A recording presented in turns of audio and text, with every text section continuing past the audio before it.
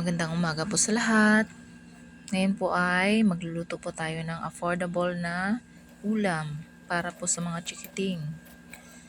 Ayan po, kung makikita nyo, ito ang dahon ng malunggay at ng lugbati.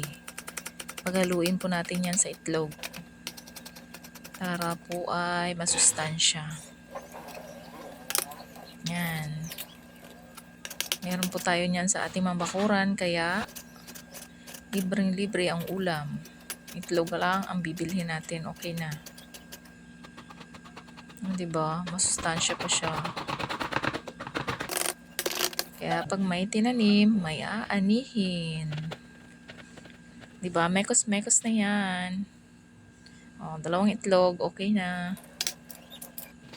Then, yan. Wala tayong mixer, kaya tinidron ginamit ko.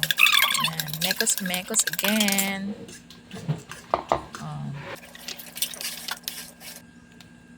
Diba? Oh, pasensya na po sa kawali kasi delikada na po yan. Coconut oil po ang ginamit kong mantika. Ayan, madali lang po yan. Prito ka na lang. Oh, ayan. Luto na. Charan! Time to eat.